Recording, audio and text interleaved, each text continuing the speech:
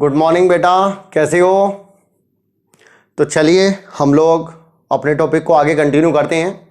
हमारा solution and colligative property जो topic है वो आगे कंटिन्यू करना है और इसे कंप्लीट करना है हमें। तो पिछले वीडियो में हम लोगों ने फार्मूले स्टडी किए थे कि ऑस्मोटिक प्रेशर में कौन कौन से फार्मूले यूज़ करते हैं। तो हम लोग देखें आगे आज वाले लेक्चर में हम लोग पहले एक दो पॉइंट जो हैं वो मैं बता दूं, फिर उसके बाद कुछ न्यूमेरिकल प्रॉब्लम लेते हैं हम लोग। पिछले वाले जो वीडियो में मैंने एक बात बताई थी कि फार्मूले हम लोग कौन कौन से लेने हैं, ये हमने डिस्कस किया था। अब मैं दो पॉइंट जो डिस्कस करने जा रहा हूं उसमें पहला पॉइंट हमारा रिवर्स ऑस्मोसिस। तो पहले हम लोग हेडिंग डाल लेंगे reverse osmosis. Reverse osmosis, reverse osmosis, ठीक है, रिवर्स ऑस्मोसिस। तो रिवर्स ऑस्मोसिस में सबसे पहले हम लोग एक बार समझ लेते हैं रिवर्स ऑस्मोसिस क्या होता है। ये मेरे पास एसपीएम है, सेमी परमेबल मेम्ब्रेन। इधर हमारे पास सलाइन वाटर है, इम्प्योर वाटर,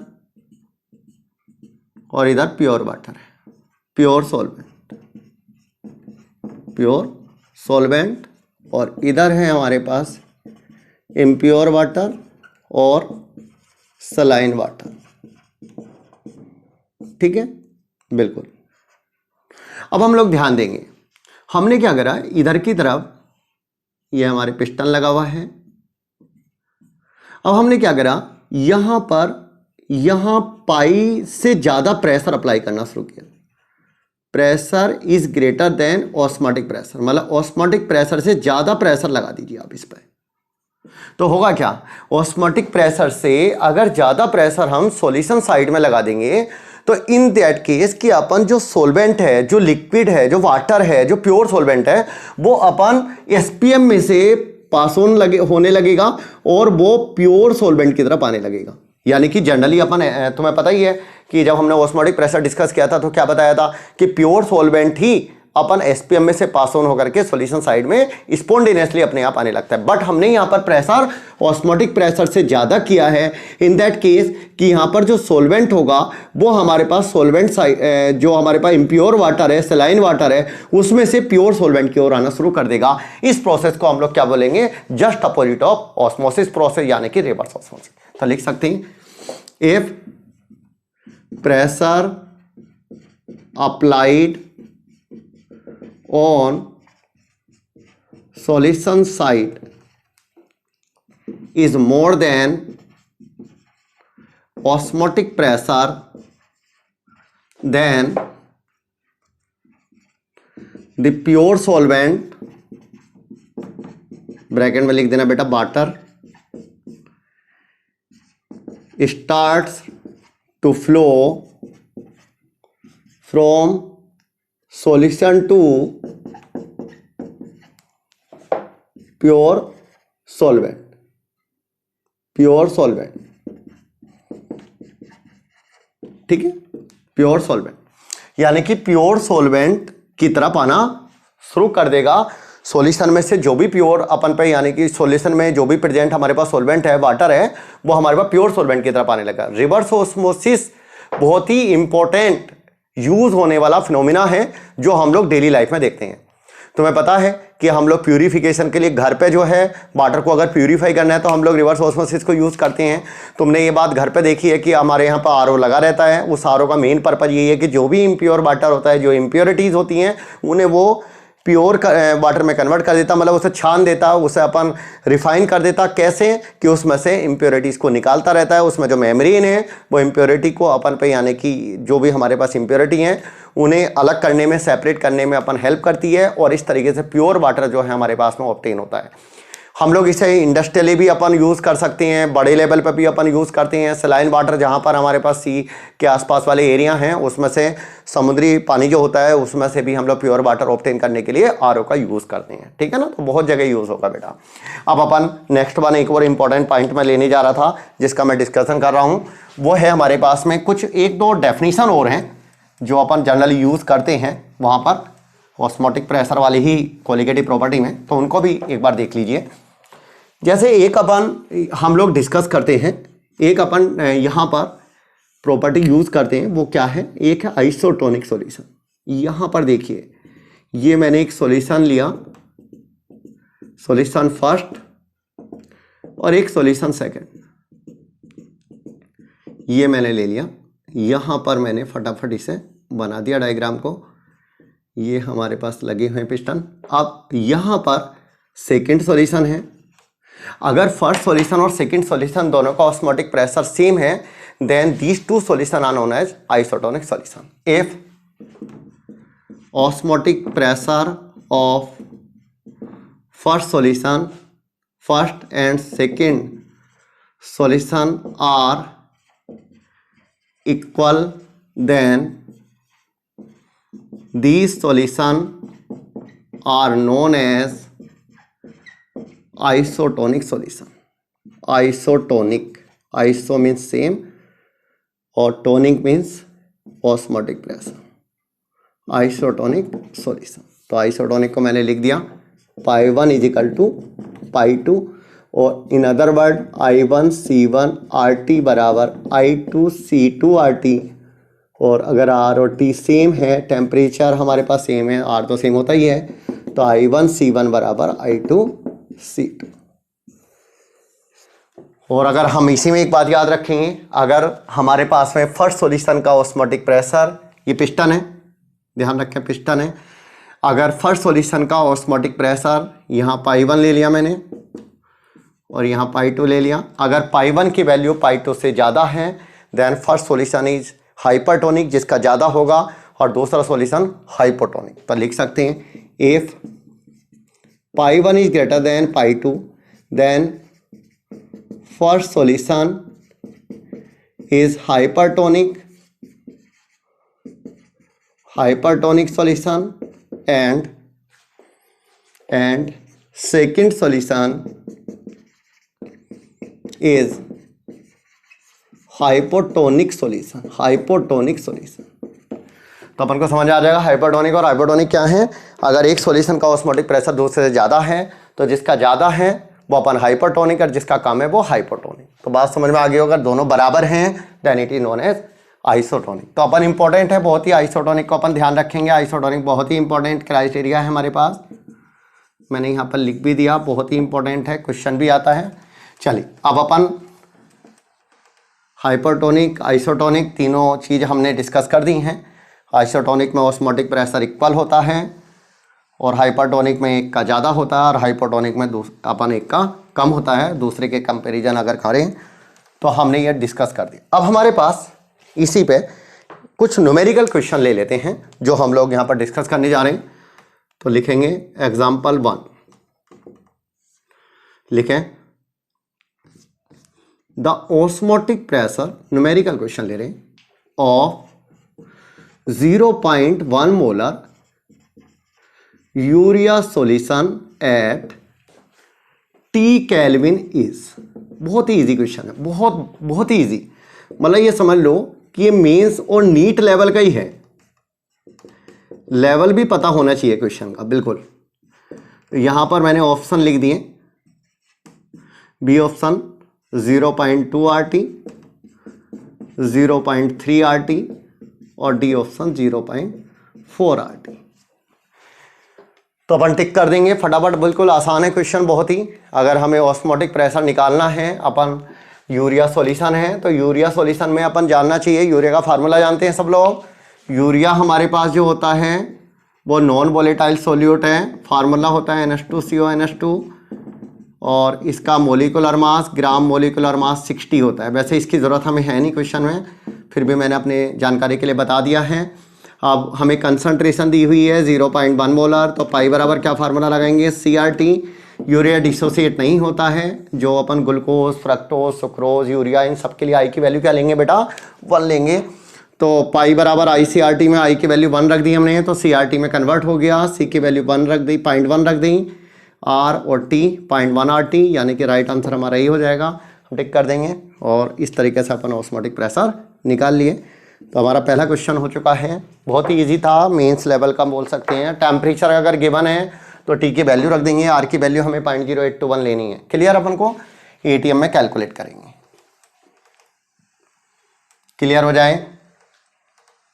बिल्कुल। अब हम लोग एग्जाम्पल नंबर 2 पे आते हैं। एग्जाम्पल नंबर 2, दूसरा एग्जाम्पल, जरा ध्यान देना। तो लिखें अपन, इफ 0.04 molar Na2SO4 aqueous solution is isotonic with 0.03 molar NaCl, alpha की वैल्यू लिख देना 1, at same temperature, find degree of dissociation of Na2SO4। और ऑप्शन भी दे दिए मैंने यहां पर 75%, 25%, 50% और 100%, ये ऑप्शन दे दिए। बताइए कौन सा सही होगा? हमें बताना है कि Na2SO4 का डिग्री ऑफ डिसोसिएशन कितना होगा अगर ये दोनों सॉल्यूशन कैसे हैं? आइसोटोनिक। तो कंडीशन क्या लगाएंगे हम लोग? आइसोटोनिक की। टेम्परेचर दोनों सॉल्यूशन का क्या है? सेम है। तो फार्मूला क्या बनेगा आइसोटोनिक सॉल्यूशन का? कंडीशन क्या होती है? फॉर आइसोटोनिक सॉल्यूशन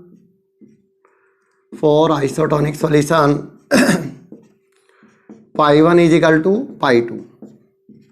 π1 मतलब pi of Na2SO4, pi of NaCl।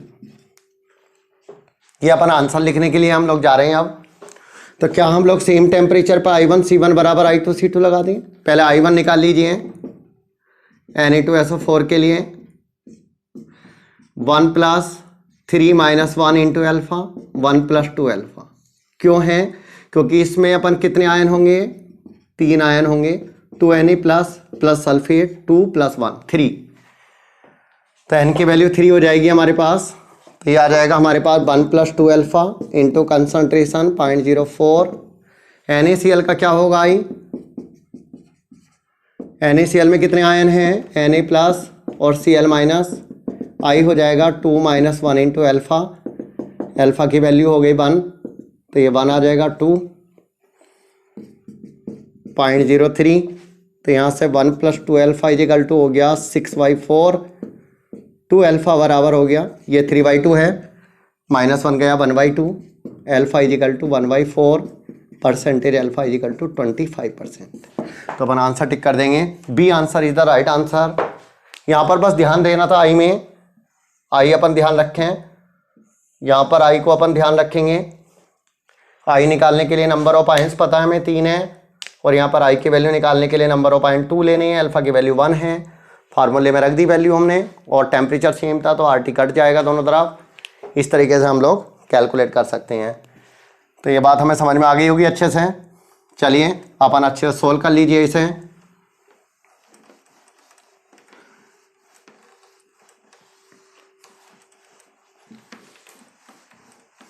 एक प्रॉब्लम और लेंगे बेटा हम लोग, और फिर हम लोग नेक्स्ट वाले में देखेंगे वीडियो में। 3rd वन एग्जाम्पल, ये अपन ऑब्जेक्टिव टाइप क्वेश्चन नहीं देके मैं थोड़ा सा सब्जेक्टिव टाइप दे रहा हूँ। Find the resultant osmotic pressure of a solution containing 0.1 molar NaCl, alpha is 1 and 0.1 molar acetic acid, आगे लिख देता हूँ, and 0.1 molar acetic acid, alpha is equal to 0.1 molar at 300 kelvin temperature. तो हमें resultant solution का osmotic pressure बताना है। इसके अंदर 2 अलग अलग हमारे पास सॉल्यूशन ऐड हैं। एक सॉल्यूशन की कंसंट्रेशन 0.1 मोलर NaCl है, और एक सॉल्यूशन की कंसंट्रेशन 0.1 मोलर एसिडिक एसिड है। तो सबसे पहले बच्चों क्या करना है? NaCl का I निकालना है, और फिर एसिटिक एसिड का I निकालना है। पहले अपन I निकाल लेते हैं। I फॉर NaCl तो NaCl में कितने आयन है बेटा, n बराबर 2, तो I आ जाएगा 1 प्लस, फार्मूला पता होना चाहिए, I का फार्मूला क्या बताया था, 1 plus 2 minus 1, 1 plus n minus 1 into alpha. ये फार्मूला सबको क्लियर ही होगा। अल्फ़ा की वैल्यू 1 है तो I की वैल्यू 2 आ जाएगी। यहाँ पर अल्फ़ा 1 है हमारे पास, ठीक है। I4 यहाँ पर देख सकते हो एसिटिक एसिड, तो एसिटिक एसिड कितने आयन में डिसोसिएट होगा, एसिटिक एसिड जो है 2 आयन में डिसोसिएट होगा। अच्छा ये एक्वस सॉल्यूशन है, यहाँ पर एक्वस लिख लीजिए, ये भी हमें पता होना चाहिए, वाटर में है तो यहाँ पर 2 आयन हो जाएंगे। तो I डिसोसिएट हो रहा है, अल्फ़ा की वैल्यू 0.1, फार्मूला हमें क्लियर होना चाहिए I का, 1 plus n minus 1 into alpha. तो n बराबर 2, तो ये 1.1 आ जाएगा। तो क्या फार्मूला लगा सकते हैं, तो सॉल्यूशन अगर हमारे पास में यहाँ पर ऐड हो रहे हैं तो पाई रिजल्टेंट होगा I1C1RT प्लस I2C2RT। अगर 2 सॉल्यूशन हम लोग ऐड करते हैं, दोनों की कंसंट्रेशन हमें गिवन है, तो उस केस में हम लोग I1C1RT प्लस I2C2RT लगाएंगे। तो पाई रिजल्टेंट हमारे पास आ चुका है, I1 2 हो गया, C1 0.1, हाँ RT मैं कॉमन ले लेता हूँ RT को, प्लस I2 हो गया हमारे पास 1.1, C2 है 0.1 और RT और R इंटू 300। तो मुझे लगता कर पाएंगे हम लोग। ये वैल्यू हो गई 0.2 प्लस 0.11 R इंटू 300। अच्छा R की वैल्यू जो है क्वेश्चन में 0.0821 दी रहती है, कई बार हम इसे 1/12 भी अप्रोक्स यूज़ करते हैं, लीटर ATM पर केल्विन पर मोल। तो अपन ध्यान रखना है, रख दीजिए 0.31 ये हो जाएगा हमारे पास, और ये वैल्यू हो गई 1/12 इंटू 300 अप्रोक्स, तो ये 0.31 इंटू 25 आ जाएगा।